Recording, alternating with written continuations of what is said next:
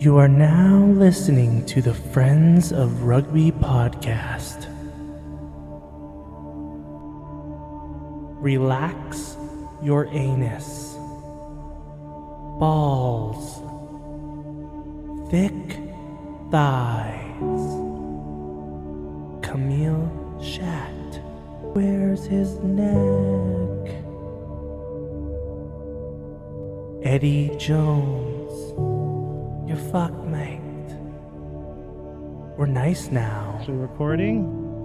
Hello, friends. You're listening to the Friends of Rugby. And I am Frankless.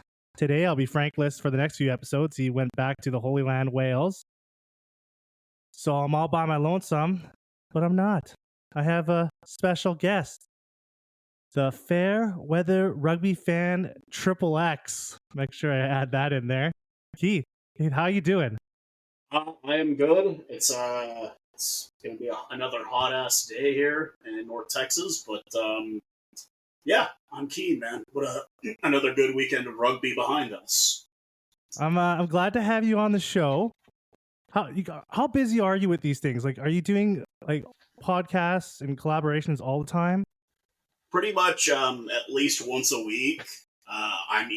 I do my own with my mate in Johannesburg and Gauteng, or I'm getting on with other people. I've recently gotten much bigger on TikTok, so I'm collaborating quite a bit on that as well. Just right before the ban? Just grow that audience on the TikTok right before the ban? It's not gonna happen. I live in the US. It's not gonna happen. I don't think it actually happens, so. Well, first off, too, we have some stuff to be excited about, you and I. For the this last weekend, the Canadian women and the American women with some big wins. Yeah, saw the USA women get the dub over New Zealand, which right on, ladies. Don't we just wish our men's sides would kind of get to that point? Oh man, maybe? We don't even want to talk about them. We kind of ignore that Canadian the men's rugby exists on the Friends of Rugby. Kind of we hide them in the closet here. So there's no men's rugby in Canada. Yeah, the Canadian women got their first win over the Black Ferns ever. The USA women beat what's the Wallaroos? The ladies, yeah. I think they're the Wallaroos. I think, yeah, for Australia, the Aussie ladies. Yeah. So that's some big news. But let's get into you. So, how did you? What's your rugby story? How did you get into rugby? Like, where does this love and passion start from? So, much like you, a born Canadian, born just outside of Brampton, but I grew up in Brampton, Ontario, Canada.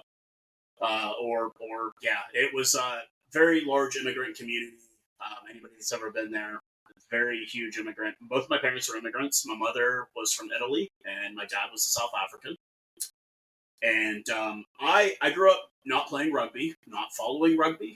I grew up like any other Canadian kid. At the age of 3, I got my first pair of skates, and I hit the ice.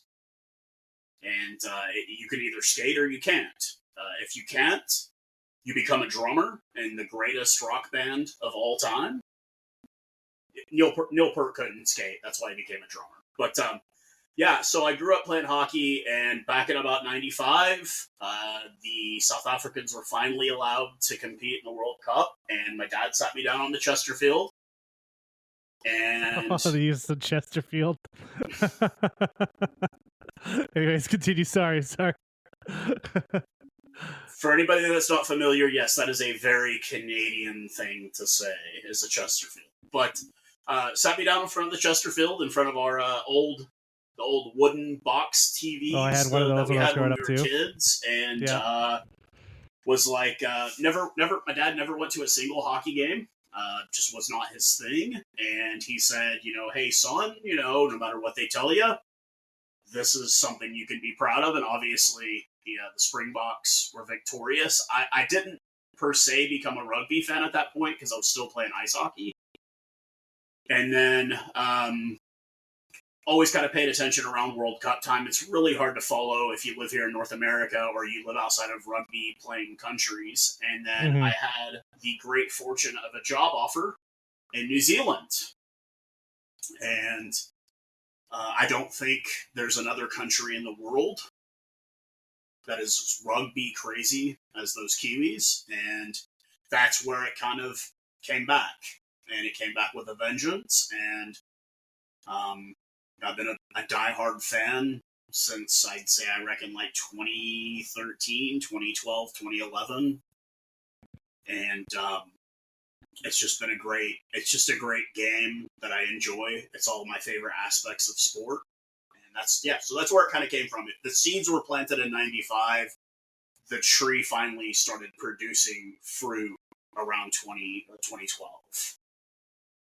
So where did the idea of starting a YouTube channel come from?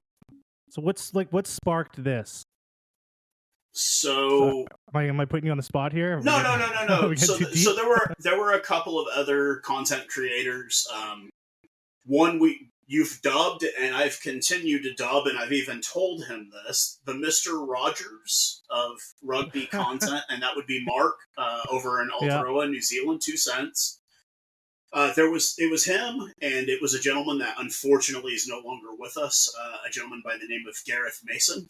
Walking Tall with G-Man was his channel, and it was really, both of them were like, hey man, like, you don't sound like us. And I'm like, well, obviously. They're like, but there needs to be another voice talking about this sport in another part of the world to help it grow. And my first video I ever made was me slicing biltong at the kitchen table on a Friday night. And I just started making rugby videos, like just opinion videos and breakdowns. And obviously it led to me covering domestic rugby a bit as well. But yeah, it was just kind of two guys that were like, hey, we think you have a voice. And, that's kind of, and it's just kind of been that way ever since. Some people like my opinion, some people don't. Some people give this guy citizenship to our country right now, and some guys are like, don't ever come to my country ever again. And yeah, have you gotten any kind of do you get like abusive messages or anything online, like anything like significant? So for those that don't know, Canadian stereotype is we're all very, very nice, and I don't think it's a stereotype. It's very true. I will tell you, there's been about a handful of incidences, but the absolute worst has been the French. I've gotten like death threats from the French. They're incredible, aren't they? And it's funny because like I made a video in response saying, of all the nationalities that I fear in the world, you guys are not even close to the top, guys. Like, us being Canadians, like, I even like laughed at French Canadians when I'd play hockey against them because I just thought they were hilarious. Like, and yeah, so French have been bad. The Irish got my original TikTok shut down during the World Cup. So when I restarted TikTok, I made it a point to reach out to Irish audiences to quell the things, because we might, for as much as we don't like each other, we have united around our hatred of another team, and that's the English. Yeah, that's how it always goes. But the Irish and the South Africa, like Ireland and South Africa, is kind of a weird relationship in rugby and how it's grown into. Like the mixture of, because there's a lot of South African influence in Irish rugby right now too, especially with the coaching. It's more Kiwi influence more than anything. I respect them, but at the same time, I'm 41, about to be 42. I remember how that team was nothing until Joe Schmidt got there. They were a laughing stock. And I think with their younger fans, they tend to think that the last 8 years erases the prior 100 years, and it doesn't, to me at least. that's a lot of criticism I see with a lot of people with the Irish, because like, did you guys remember that you guys used to suck? Like, you guys used to suck. Like, that there's like a kind of a lack of humility coming from Irish fans, especially the Irish. I think it's the Irish media really that kind of portrays the whole like forgetting that we sucked thing going on. But anyways, so over the years you've been doing this YouTube channel. How has it changed? Like how was the YouTube channel, like where did it go in any directions that you didn't know it was going to go into? Or It was when Rassie, after that second British and Irish Lions game, when Rassie got suspended and the video got leaked. That was like an overnight thing for me. I went from having 200 or 300 followers to maxing out at somewhere around 12,000 at that point. That was when I knew, okay, like, this is going somewhere. It's not just kind of a dead end kind of thing.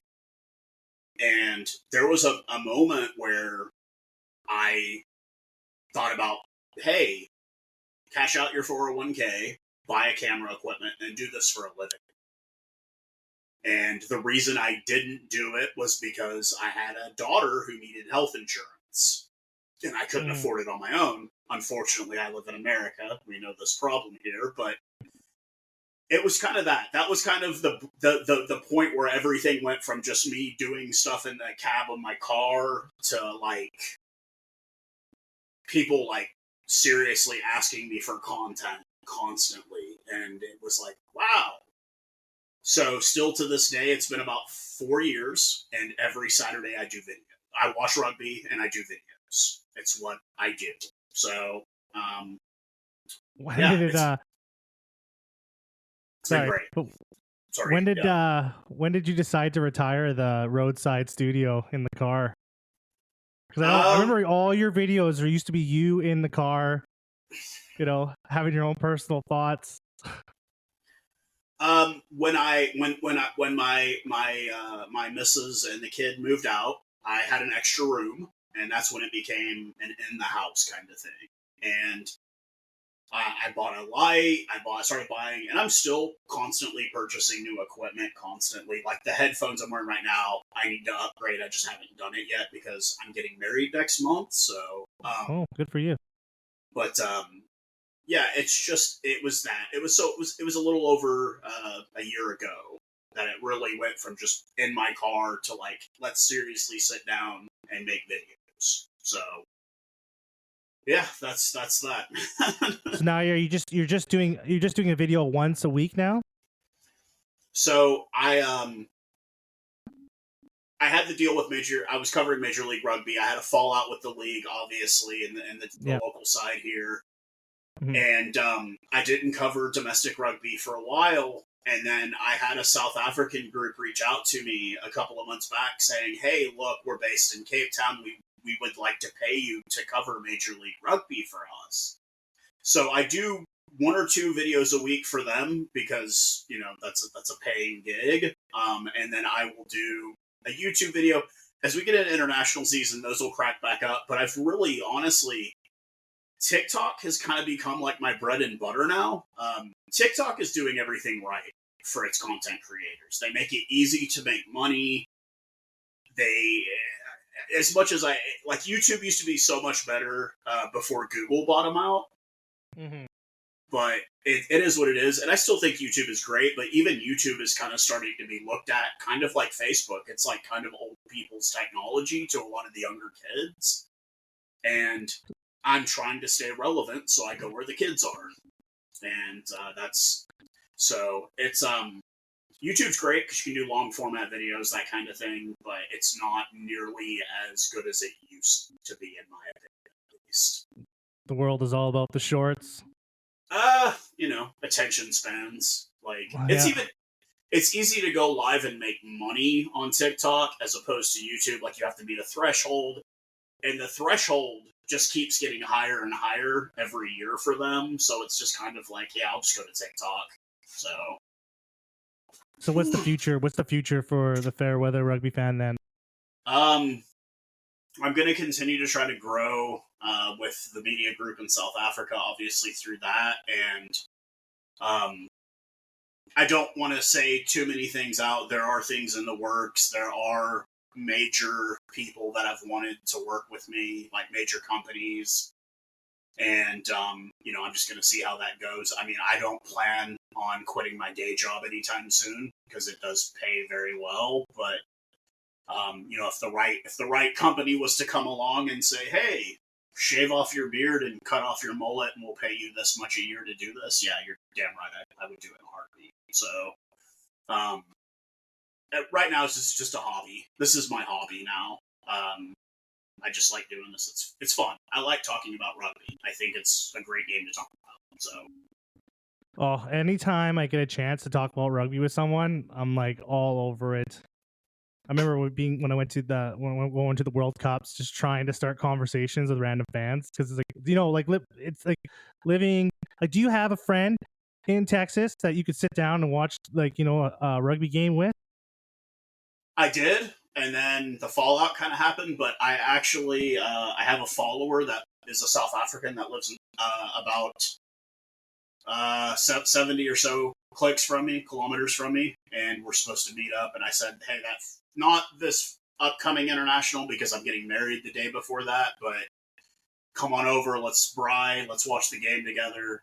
Jess and I did have the great fortune of the semifinal. We went to a pub not too far from where we live, so she could see the atmosphere of Springbok fans cheering on the crowd. And I mean, she enjoyed it. I mean, and like that's at the end of the day, Jess is not a sports person, but she is from Oklahoma, so she comes from sports people 100%. And she even enjoys it for what it is. And at the end of the day, that's really a great thing about it. So there are people, but not a lot. No, it's Texas. People want to talk about football here. That's all. Yeah, being a rugby fan in North America is pretty much like living on the moon. I always say there used to be like a dating app for rugby fans in North America where you could like reach. You could reach like other rugby fans and you could like swipe left or right. Irish fan, swipe left. Would we call it Rucker? The Rucker app? Instead of Tinder or Grindr, it's Rucker. Oh, you know what? We could. I think we have an idea here. You just like go online. You can see your local rugby fans who wants to watch rugby. Instead of poking them, you can offload to them. Oh my gosh, this is a great. We gotta I'm gonna actually cut this so no one can hear this idea. Yeah, you don't know Elon Musk might be listening. Take our idea. I've got an Elon Musk story for you, if you don't mind, real quick. Yeah, sure. Go ahead.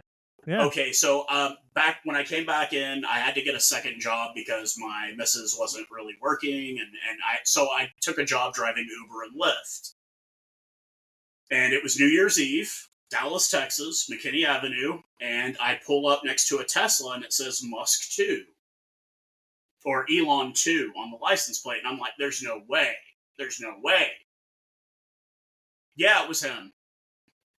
If you've ever seen the back of my automobile, I have proudly a South African flag. I have the license plate guard as a South African flag, and then I have my favorite South African saying, which is now, just now, and now. So I pull up a bit ahead of him. My fare was about 40 meters down on the left-hand side of the road, and I look over at him, and he points to his passenger, he points to the back of my car, gives me the thumbs up, the light turns green, and he goes away. My waiting passengers down the street saw that. So I have seen Elon Musk in the flesh. Gave you the thumbs up.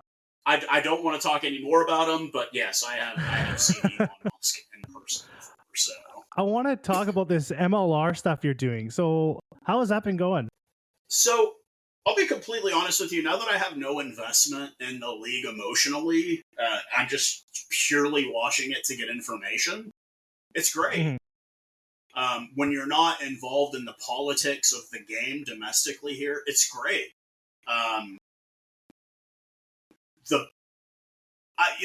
don't want to go into a whole thing about what happened with that whole situation, because at the end of the day, it happened and there's nothing else I can do about it. But yeah, we don't have to get into that here. Don't worry about that. In the same respects, it's like, I like watching it. Do I think it's a great league? No. I don't put it anywhere even close to even the leagues I don't follow. I don't follow Japan. I don't follow France. I don't follow the Premiership. But it's painfully obvious it's none of those three things. But to help the sport grow here in North America, or at least in the United States, yeah, it's perfect. It's perfect for just that reason alone. What's the vibe around the MLR this year with fans? So because since you're paying so much attention to the league, because I haven't been paying any attention to the MLR at all. Yeah. So what is is there anything different about this year than anything else, or is it? Do you think it's growing? Is it going in the right direction? Like, what's your opinion on this? So like the falling out I kind of had to do with a bit of like smoke and mirrors that I felt like the league was doing, and I hate to say it, I still kind of see it with them. It's a lot of smoke and mirrors, but the overall quality of the game is growing, and the fans you're starting to see. Because it just seemed like, honestly, when you went to rugby games, it was either people who had never been to one, or it was people like you and me who were diehards and loved it. You're starting to see a little bit more. Having the All Blacks and Fiji do a test in San Diego is not going to hurt. Obviously, San Diego does the best in attendance by far in the entire league, but Houston's been doing really, really well. Houston has been doing a lot of outreach in their community, doing commercials with local celebrities. They did a commercial with Mattress Mac, who's like a really big furniture, and he's a really big, I'm trying to think what, charitable person. I'm trying to think of the word for that. But anyways, he gives a lot to charity, and he's attached his name to that organization. So the league is growing. I do see the fans growing, even, with some of the expansion issues. Like, it seems like Miami does okay in attendance. LA does okay in attendance. Carolina is playing in way too big of a stadium, much like Dallas. But you're seeing it. Is the league growing? Is the league still going to be here in a year? Yes, 100%. So that's what I've seen so far. It's not. Do you remember those John Goodman commercials? I think it was for the NOLA Gold. Did you ever see those? I never saw those. He did like a series of ads for them for a while, and he was like really skinny, like a really skinny old John Goodman. You don't remember those at all? I never saw him. Never saw him, man. No. What's the deal with this? What are they called? They're like the American team, like the anthem. Oh, the anthem of Carolina. So yeah, okay, so Carolina's okay. When you said Carolina, that's what you're referring to. Yeah, it's the anthem. So what's the story Carolina. with them? Like, so obviously we had a lot of retraction this last offseason. Toronto out, the biggest market in the country out, New York, which was really, really a big one. Atlanta out per se. So World Rugby had been wanting to put a foothold, much like they did before the Japan World Cup. Do you remember Japan had a Super Rugby team, the Seawolves, or the Sunwolves? The Sunwolves. Yeah. And which the team was trash. Their jerseys were. I have a Sunwolves jersey, and their jerseys were the best jerseys in my opinion. I have a Sunwolves jersey too, and a backpack. Oh God, their jerseys were clean, man. I love the Sunwolves jerseys. The Chichichubu Stadium they played in, whatever it's called. It was awesome. I think that's what World Rugby is financing the Anthem of Carolina. The original idea was to produce American players, but even they, after 2 or 3 weeks, realized, okay, Americans are not going to win us any games, so they started bring in the foreigners. That is a basically World Rugby funded team. The only way they were able to do it, though, was the league had to do something that I was overly critical on, and a lot of former players were overly, which is they had to get a players union. So they announced the players union in the offseason. You've heard nothing from it ever since. I even emailed it. I don't want to go into conspiracy. I don't think it's actually a thing. I think it was just something they created an LLC to say, hey, we have a players union now. So now World Rugby has brought in a finance team. They're actually going to be financing a second team next year. I don't know if you've heard about this. Nuevo Laredo. Where is that? The other side of the border. in Mexico. Monterrey is getting a team next year. So who is funding? World Rugby is funding that, and that is going to be in the MLR. Yep. I didn't even hear about this. That's crazy news. Well, how do you think Chile got in? With the World Rugby? World Rugby financed Chile. That's why they have a rugby program now. World Rugby's trying to grow the sport. And I have told people overseas time and time again, we are going to have our own Six Nations on this side of the world. It's going to be USA, Canada, Mexico, and it's going to be Chile, Uruguay, and probably Brazil. Yeah, that would definitely some kind of like big stage tournament like that would be awesome. And we'll still be doing the Pacific tournament with Japan and the Pacific Islands. I think it would be great. I think it would be absolutely great to grow. Because, I mean, like, I talk regularly with the women's captain for Mexico. She's covered in tattoos. She's a really cool chick. She comes up here and plays LFL football, which is the women's football league here. She does that in the off seasons usually, but it's a growing sport, and Mexico has money. Mexico, despite what people think, Mexico is not Venezuela. Mexico is rich. Mexico is extremely wealthy. Oh, that's cool. I didn't even know that. I'm excited for that. But what about the quality of the MLR games? Like, what the quality is? You think it's gone up in the last couple of years, or does it stay the same? I definitely think so. I think the gap, which I was hoping was going to close a bit more this year, is still kind of there. Like, you've got your top tier teams, you've got your Seattles, your Houstons, your San Diegos, your New Englands, but then you have the teams at the very bottom that can't compete at all. Obviously, Dallas is looking to finally, have a decent season, and they'll do okay. I don't know if I necessarily agree with the expanded playoff format, but I get it. It's to grow, and that's really have the teams gotten better? Yes. Look at a team like NOLA Gold. Look at Dallas. Look at Utah. Look at DC. They've all gotten exponentially better, and a lot of them now will feature American or Canadian players as marquee players. I mean, Sam Gola is a big player for Dallas, USA Eagle. You had, Justice Spears is doing really well for himself still. I'm trying to think of the big lock that played he plays for DC, now he plays for New England. He's from the Maritimes, but he's got like a gap front tooth. Really nice guy.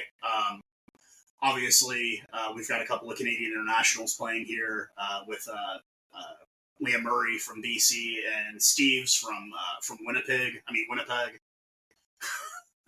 You got to make sure you get that right. Yeah. I know that New England is like our unofficial Canadian team now. Yeah. Because we got almost a whole starting pack of Canadians. I don't think. So I've been. Yeah. Sorry, go ahead. Go ahead. No, you go ahead. Bro. What about how's your relationship with the best league in the world, as I always say, the URC? How is that going? So it's a love. So I know you're a Six Nations man. I know you're a European rugby man. Let me just air out my grievances to begin with, okay? People would say, man, Super Rugby's really short. And I would be like, no, it's a long, grueling season. Mm-hmm. How I don't get how you have 3 simultaneous tournaments going on as well as the URC at the same time. You have the Champions Cup, the Challenge Cup, and Six Nations. This makes no sense to me whatsoever. But it's all about the money.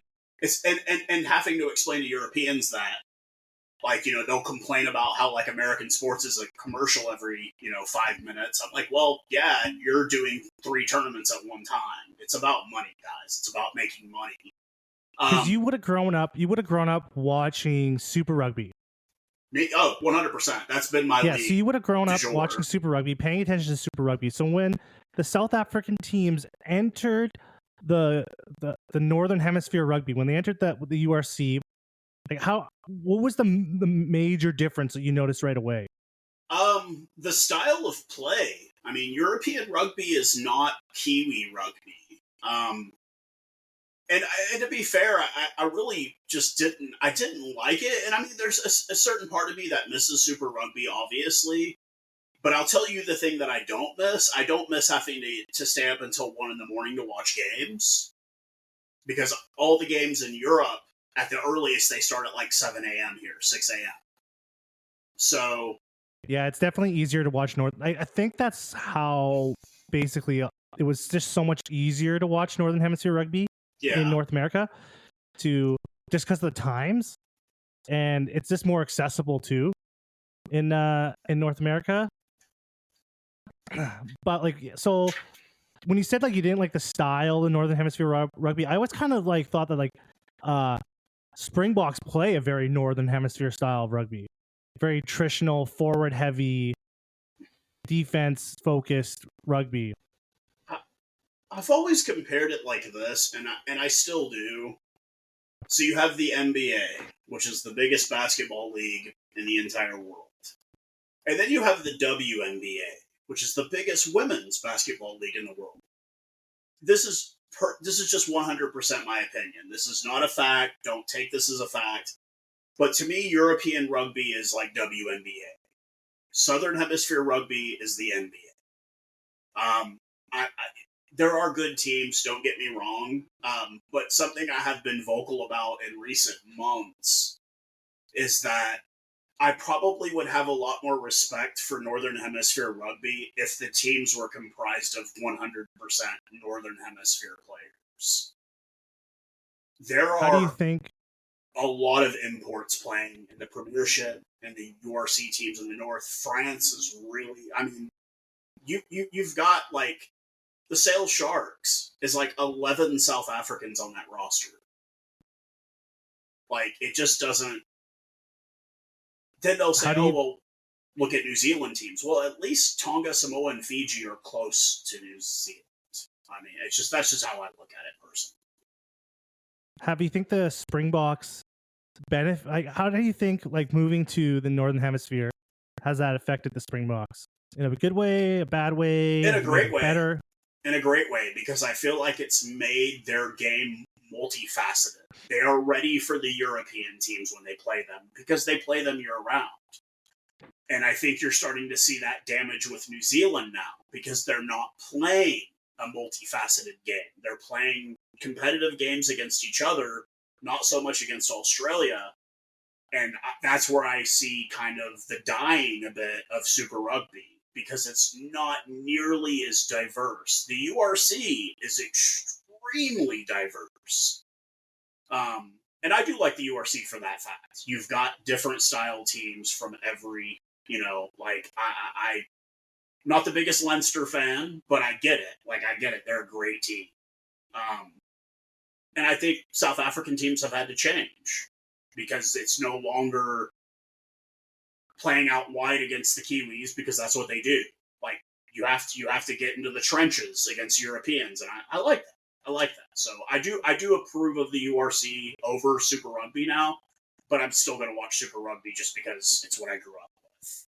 So you still watch Super Rugby now to this day? I watch usually between 4 and 6 games of URC a week.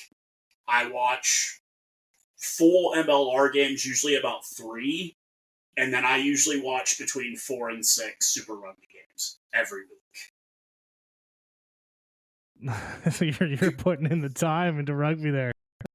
I'm able to, honestly, I'm able to do it when I'm driving to and from work. I'll just put it on my phone and listen to it, or when I'm on my lunch break at work, I'll put the game on my computer.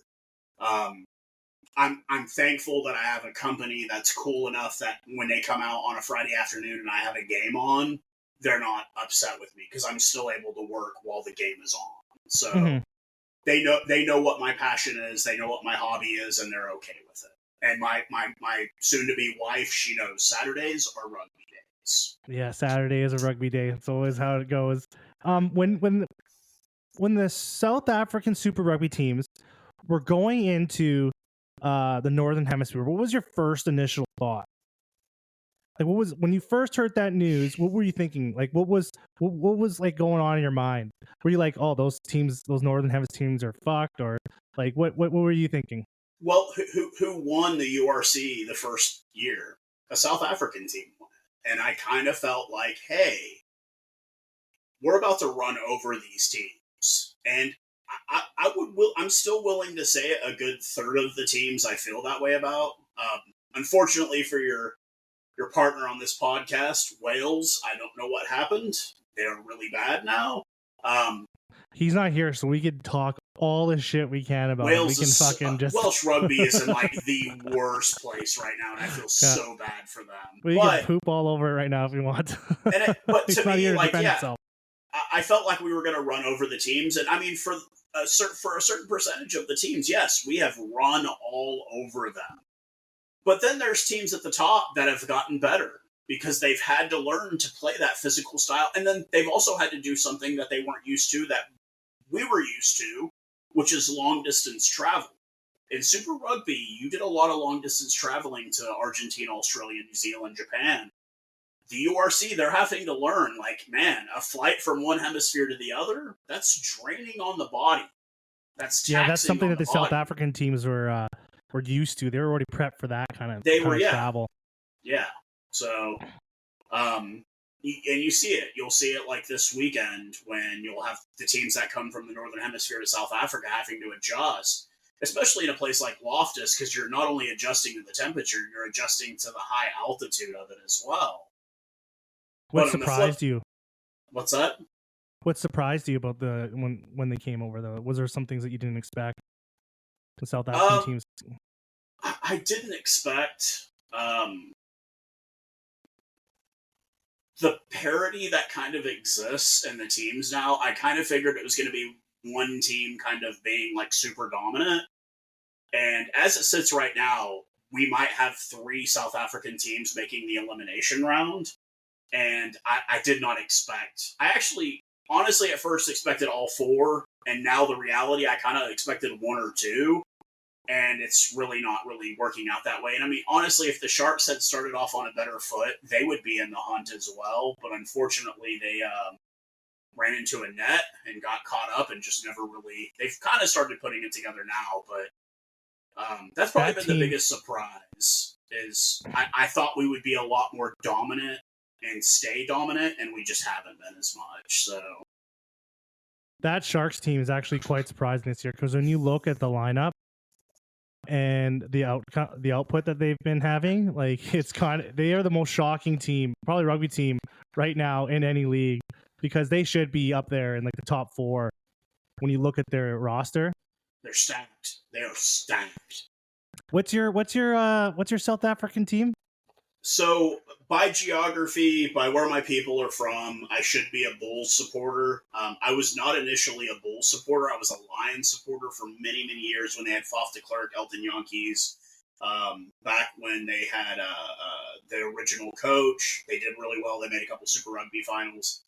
Then I switched allegiances to the Western Cape, the Stormers, because they had Evan, they had Sia, they had all the big names there. And now that I live in America, and it's been a few years, I am personally, I'm a fan of all 4 sides, but my allegiances really lie heavy to probably the Bulls and the Stormers. But I want all 4 sides to do well.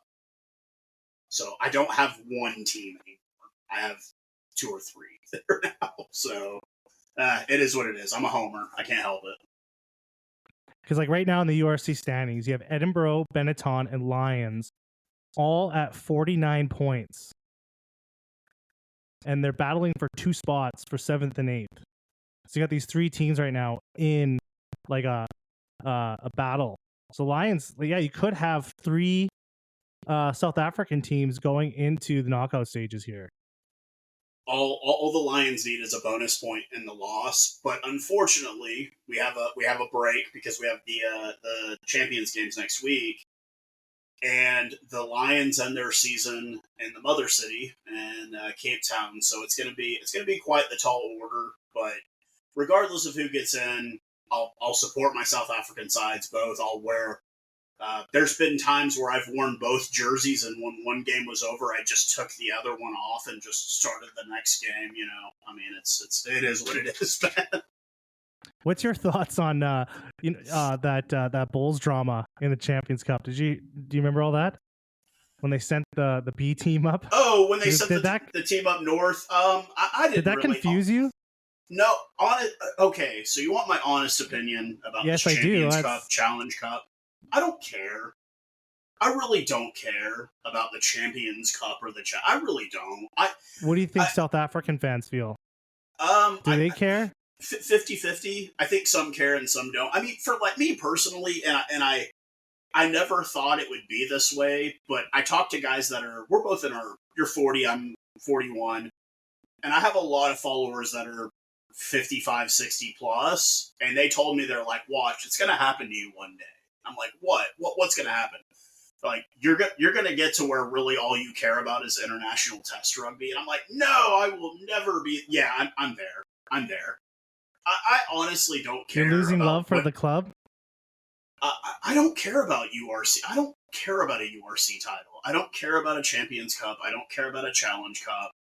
And honestly, like, as much as there's so much put into the Six Nations, dude, I really don't even care about the Rugby Championship that much, man.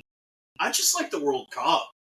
It's just, I know it's where we've obviously flourished the most as Springboks, but, like, for me, it's just club rugby, and it kind of goes back to a statement I made earlier. I probably would have a lot more respect for Northern Hemisphere rugby competitions if they weren't so full of Southern Hemisphere players. I just don't. And it's not all their fans, but a lot of their fans have this tendency to look down on Southern Hemisphere rugby, and it's just like, do you not see? Like, Lowe is not an Irishman. Aki is not an Irishman. Gibson Park is not an Irishman. Vepinel is not a Scot. Vandermerva is not a Scot. Like, these people are not. They're from the Southern Hemisphere. Like, don't look down on the hand that, like, don't bite the hand that feeds you, is basically the way I look at it. And that's why they're going to do the Rugby Club World Cup, and I said it already. It's going to be a bunch of Southern Hemisphere teams made up of Southern Hemisphere players playing Northern Hemisphere teams made up of Southern Hemisphere players. It's just, and it's not getting any better. It's going to continue to be that way. I know. It is. It's just a fact. It's how the world works. We're all emigrating. I'm not a native to this land. I don't know if are your parents both from Canada? Yes. Okay. Maybe that's just that immigrant mentality I have, maybe, but, like, it's just, to me, I just don't see it. Like, when they did the team of the Six Nations, the best 15, and I'm looking at it, and there's like 6 guys that were not from the Six Nations. Like, but when they do it of the Rugby Championship, every one of those people is from the Rugby Championship. Like, there's no, you know what I mean? Like, the only two teams you can accuse of doing that in the Southern Hemisphere are Australia and New Zealand. And if I look at a guy on the All Blacks and he went to high school in New Zealand, I'm not going to say they cherry-picked that kid. But if I look at your roster and every single one of your imports went to school in the nation that they were born, and even some of them had U20 caps or played for the Māori All Blacks, that is not a native player. You brought them there to play rugby for you. And I just don't see it. It's just, maybe it's a Southern Hemisphere thing. I don't know. But that's how I feel about the Six Nations and the Champions Cup and Challenge Cup. It'd be a lot easier if it was Northern Hemisphere teams, Northern Hemisphere players. But it's not. It's not. So that's how I feel. Sounds like you're just scared. You're just scared of the Northern Hemisphere coming. Let's talk about that. Because we actually can see them. They're in the players are in the field in Johannesburg right now. Getting ready. Like, let's talk about the summer tours here. How pumped are you with that? Oh man, so we got Scotland coming back. I'm hoping for a repeat. Ireland? USA. I was at that game. When USA beat Scotland. We've got that. Oh, sorry, you're talking about USA and Scotland. Sorry, I thought you were talking about I thought we were still talking about the Springboks. No, we'll get to that in a second. I'm happy for the tours that are coming here. Romania is coming here, yada, yada, yada. But we'll get into I just wanted to mention that real quick. But Yeah. Where are those games being? about, Do you know where the game's being played in the United States? DC. I will not go. I'm not going to be at that game. So, and then the Romania game is in Chicago. I won't go. But we're talking about. You want to talk about real rugby? We're talking about. Where's England's going to New Zealand? Yes, they are. Who is going to Australia? France? Wales. Wales? Oh God, that's gonna be an interesting one, to be honest with you, because we're gonna see what Joe Schmidt has done to clean up that rubbish bin fire. I think you got two teams that have been really struggling for the last few years, and now they're gonna meet in a series. I can't. That's juicy. It's gonna be nasty. It's gonna be nasty. I'm actually excited too to see bringing up like United States and Scotland. I'm actually pretty excited for this because it's gonna be a real good test for the Eagles too. Well, Canada is playing Scotland as well. I think they're playing at BMO in Toronto, maybe. But I really wish they would do the games in other places again. Like, I know that have they ever done it? Has Canada ever played a test in Edmonton? Yeah, they did. They played Scotland. They played Scotland in the Commonwealth Stadium. So did you go to the game? Oh yeah, I went to the game. How was it? How was it attendance wise?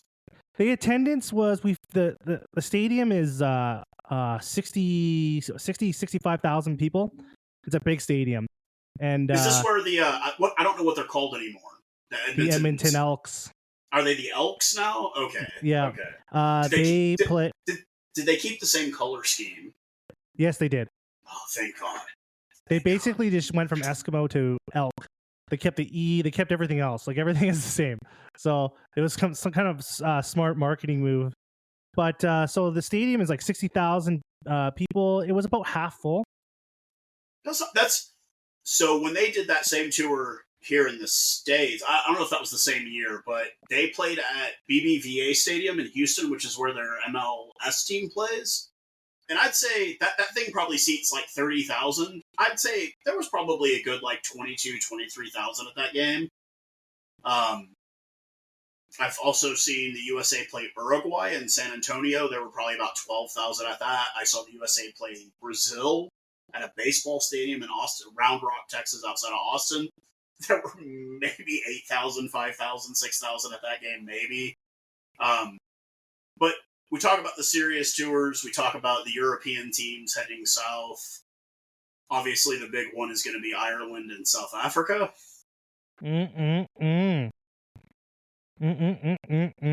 How scared are you? 3 months ago, I would have been okay with 1-1. The banter online has changed my mind. I want nothing but dominance. I want to shut them up. I want to show them that you are a quarterfinal and done team at best, guys. You're the best team in Europe. You're not the best team in the world. This is going to be two teams that, like, this is going to be the first series ever where, like, what's the word I'm looking for? The familiar. I don't have Frank here to correct my my English here, but these two teams know each other very well now. Right? Like, this is an Irish team that's going down there that's been playing South African clubs all year. Like, I can't even say the word. Familiarity. Yeah, is intense now because these two teams know each other now. Like, these two nations I don't think they've ever been more prepared to face each other. Like it's gonna be like that's the most interesting series out of all the summer series because these two teams now, because you're used to like the Springboks would play Ireland once in a while, and like you don't really like face these guys all the time, right? But now that these like players are playing against each other all year, like this is gonna be a spicy series. I don't think they're ready, man. They're not ready for this heat. They're not ready for the smoke, man. The Bry fires are going to be burning. It's going to be winter time, so they're going to have to keep the fires going. They're not going to be ready for the smoke, man. I'm telling you, man. It's going to be... The last time the Boks have beat Ireland was in South Africa. What's that? The last time the Boks beat Ireland was in South Africa. in 2016 in the series, and it's only a 2-game this time. I'm like, which really I don't like me this out, 2-game. but I'm good. Yeah, I want the 3-game series. I want the decider. Like, I want that. But I'm like, you know, what were you saying? like, it's going to be great. I think there's a reason, yes, because we're playing Portugal afterwards. But I also think there's only doing 2 games because this is going to be bad. There's going to be a lot of blood. There's going to be injuries. It's going to be brutal. Like, I think people look at that final from last year between the All Blacks and the Springboks. I think it's going to be even more brutal than that. Like, there's going to be, it's going to be trench warfare is all this is going to be. You have the world champions that like want some blood against a team that keeps getting touted as the number 1 team in the world over and over again, even though they didn't win the World Cup. Springboks won the World Cup, but like the rugby media keeps claiming Ireland is number one. So the Springboks really want to shut this door, and I think a win over Ireland would like shut that door once and for all. But the Irish, like, if they win this series, the talk will never end. You'll have to abandon the internet. Yeah, because I agree with you. This is gonna be a war, like a full-on war between the 2 teams. I have made a promise to my Irish followers that anybody, you obviously can't see me. I'm heavily tattooed and covered, and I've made this promise to my Irish followers that if Ireland somehow, by the grace of their Pope believing Catholicism, whatever you want to call it, if they are able to win this series in South Africa, I will be getting a shamrock tattooed on me. If they don't, they don't. It's just, I think this is what they claimed the France-Ireland Six Nations game was the final that everyone wanted to see. No, that's what they wanted to see. I think Ireland and the Springboks, that was who I picked for the final in 2023. I wanted to see Ireland in the final in 2023. I was super naive. I thought that New Zealand was done for. I thought Ireland I took a shot. I took a shot because Ireland's the first team to win a series in New Zealand. I thought, they've got him. They've got him. They've got him. They've got him. And sure enough, they go into the quarterfinals and they lay a big old goose egg. Now, I think Andy Farrell is an amazing coach. I think he's got that juice. I think he's got, in America, we'd say he's got that dog in him.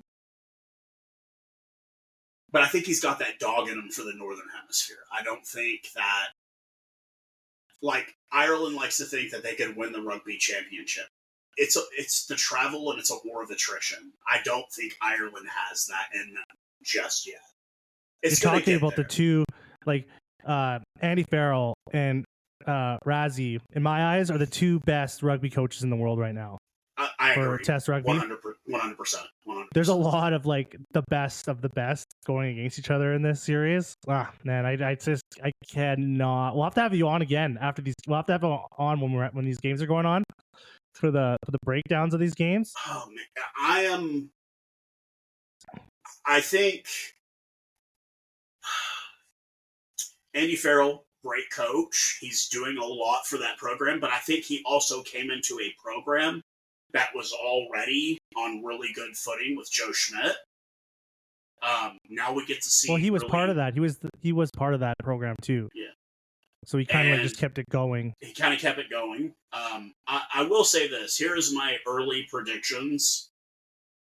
Australia isn't going to get better. I lived there for a year. They're not going to get better. They're going to struggle for a while. Union has become a private school sport, much like it is in England for some schools. Those Super Rugby scores, though, have been pretty surprising. Playing those Australian teams are starting to pick up some A bit of pace. A bit of pace. Yeah. I think that Australia's still going to struggle. I think they'll do fine against Wales. I think they'll do fine against that. I think New Zealand, we're going to find out how bare the cupboard has been laid for them. I think you're going to see a big push in New Zealand in the next 2 years to stop you have to play in New Zealand to play for the All Blacks. They're going to have to stop that. That's an interesting point that you just brought up, because Scott Robertson has, like, there's just been a lot of articles of him, like, trying to get, like, talking about that rule, which is kind of like, if I was a Kiwi fan, I would be kind of concerned, like, why is he so obsessed with this rule? Does he not think that they have the talent in New Zealand to compete? Like, he's very hungry to get some players like from overseas to get into the All Blacks. Like, he wants to break that rule.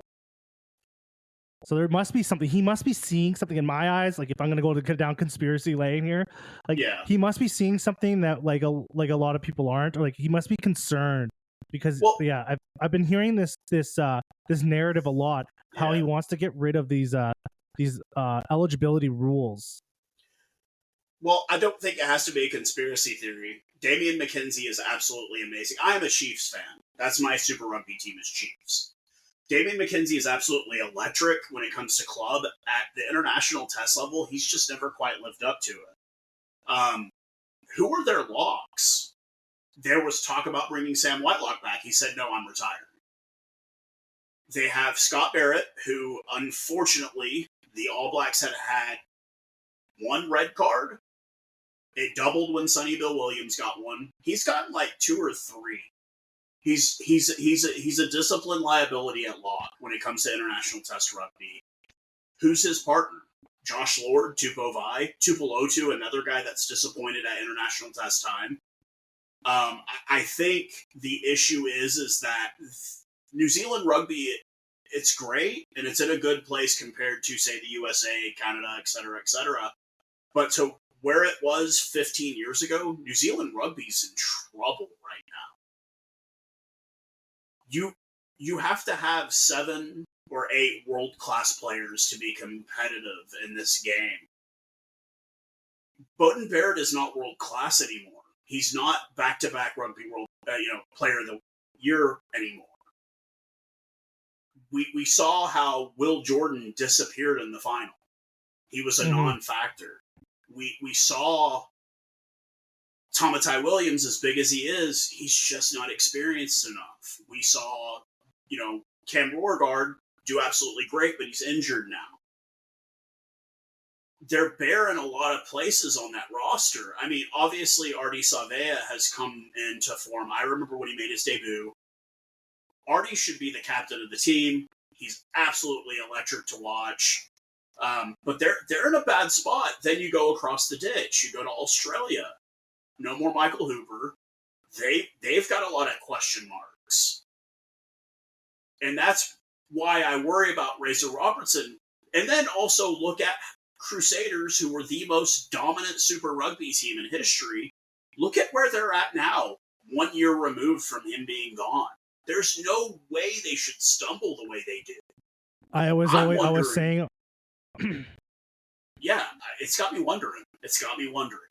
I was saying a while ago that since he left the Crusaders and how bad they're doing now, like, if he was that much of a difference, what's he going to do when he has the All Blacks? Like, if he's that much of an amazing coach where he can make a team, like just a super great team.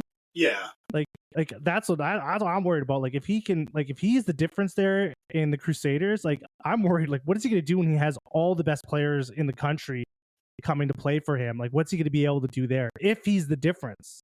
If he's a difference maker, I think, and if you want any proof of a difference maker, look at the All Blacks under Hansen. Look at him under Fozzie. Hansen was the difference maker. Mm-hmm. Steve Hansen, to me, one of the greatest rugby coaches in history. Period. Point blank. Greatest win percentage. He's a 92% win rate. There's no coach that even comes close to those numbers. And it's it's like people talk about Dan Carter being the greatest 10 in the world. Well, I disagree. I'm a Johnny Wilkinson fan. look at what you have to compare to. You're having to compare Richie Mo'unga to Dan Carter. There's no comparison. Dan Carter was great. And I think that's the other issue that the All Blacks are going to have to go through, is that it's guys that have to live up to the guy before them, and it takes time to get. Richie McCaw didn't walk onto the pitch and was great immediately. It took him a while. Mm-hmm. And I think they're going to go through growing pains with Razor Robertson. There's going to be a lot of growing pains on this All Blacks roster. Let's talk about, just before we finish up here, I just want to talk about the Springbok squad. What do you think is going to be different this year? What do you think is going to be any surprises? Who's going to play 10? Like, what do you think? Like, what do you think the squad's going to look like? What do you think is going to be different this year?